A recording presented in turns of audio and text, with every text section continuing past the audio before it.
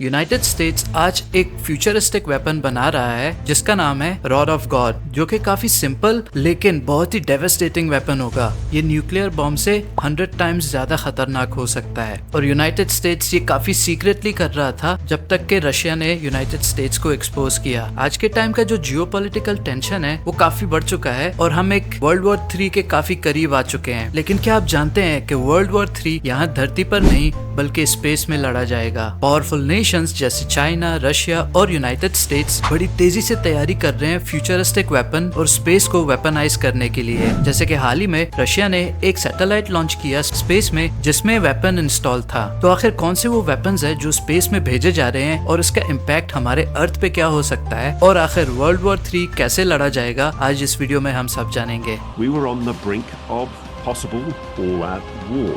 How big a problem is what the Russians and the Chinese have been doing? Well, at its core, it's irresponsible use of space. Meanwhile, we have more news from Russia. They're set to be deploying a nuclear weapon in space. I can confirm that it is related to an anti-satellite capability that Russia is developing.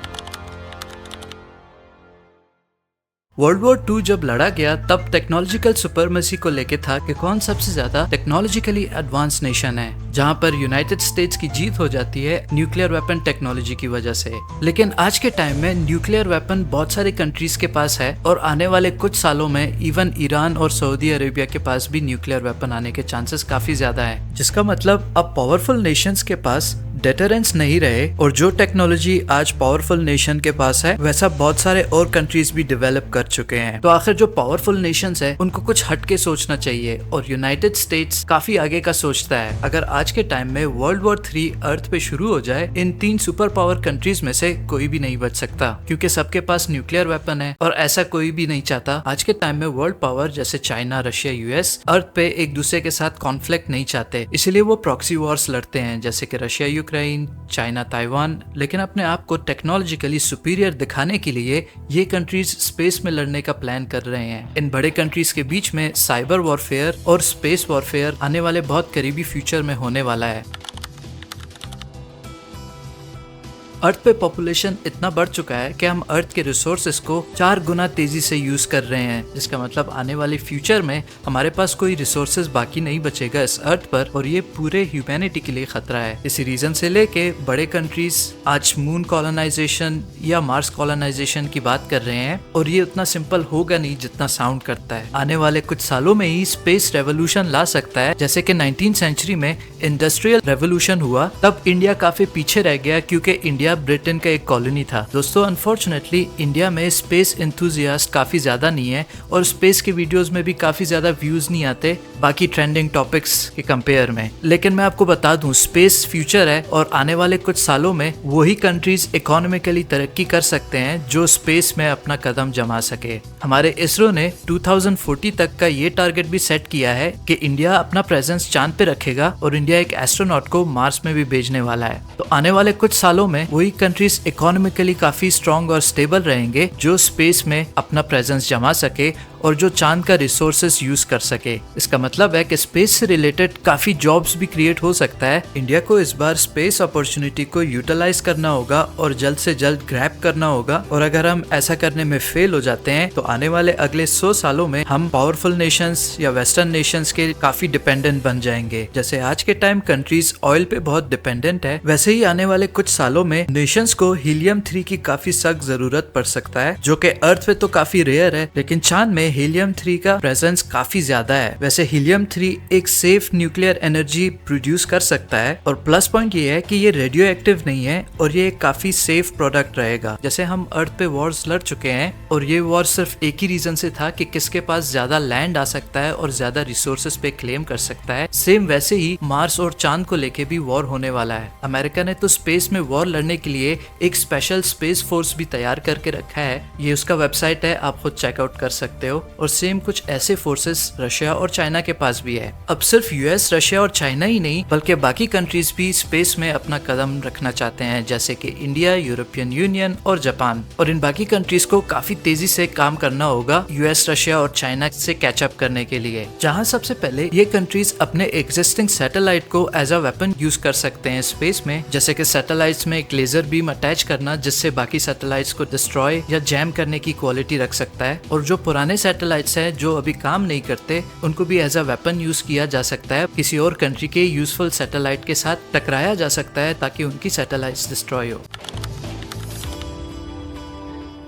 अगर हम बात करें United states की weapon की जिसका नाम है rod of God, ये भी एक सैटेलाइट से लॉन्च होने वाला वेपन है। ये टंगस्टन मटेरियल से बना हुआ है जिसका डायामीटर 1 फुट और लेंथ करीबन 6 मीटर के आसपास है। टंगस्टन काफी एक स्ट्रॉन्ग मटेरियल होता है, ये लोहे से भी ज्यादा स्ट्रॉन्ग होता है। टंगस्टन काफी एक डेंस मटेरियल भी होता है और इसके सिर्फ 6 मीटर लंबाई में इसका वेट 4.5 टन होगा। इस टंगस्टन रॉड को सैटेलाइट से अर्थ की तरफ लॉन्च किया जाएगा और ये किनेटिक एनर्जी का यूज करते हुए काफी स्पीड से सकता है अर्थ की तरफ, जिसके पीछे ग्रेविटी एक स्पेशल रोल निभाएगी। अब जैसे कि एक एस्ट्रॉइड ने किनेटिक एनर्जी के साथ पूरे डायनासोर्स को खत्म कर दिया, सेम कुछ ऐसा ही साइंस इस रॉड ऑफ गॉड के पीछे लगाया गया है और अर्थ पे टकराने से ये एक शहर तो क्या बल्कि एक पूरे कंट्री को भी खत्म कर सकता है। क्योंकि एक सिंपल सा रॉड है, इस टेक्नोलॉजी को बनाने में ना तो ज्यादा पैसे जाएंगे और ना ही सिक्योरिटी का कोई टेंशन होगा, क्योंकि ये किनेटिक बम्बार्डमेंट के साइंस से एक्सप्लोजन करता है, ना कि ट्रेडिशनली न्यूक्लियर वेपन या बारूद से। इस वेपन के अर्थ के इम्पैक्ट करने से कोई न्यूक्लियर रेडिएशन तो क्रिएट नहीं होगा,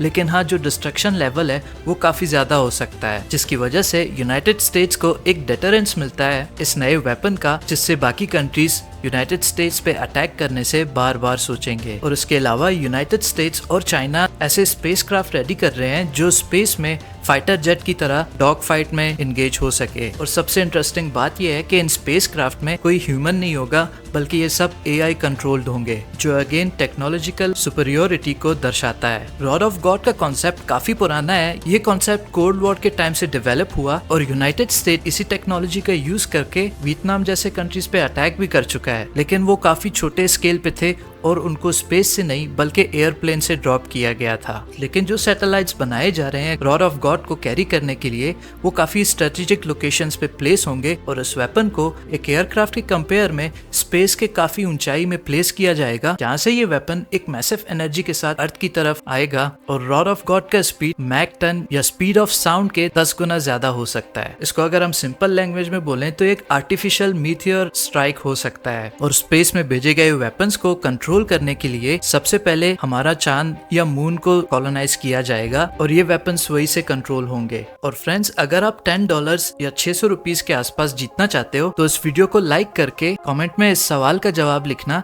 ताकि हमें ये पता चल सके कि आप इस चीज में पार्टिसिपेट करना चाहते हो। लेकिन हाँ, ये ऑफर सिर्फ चैनल के सब्सक्राइबर्स के लिए है।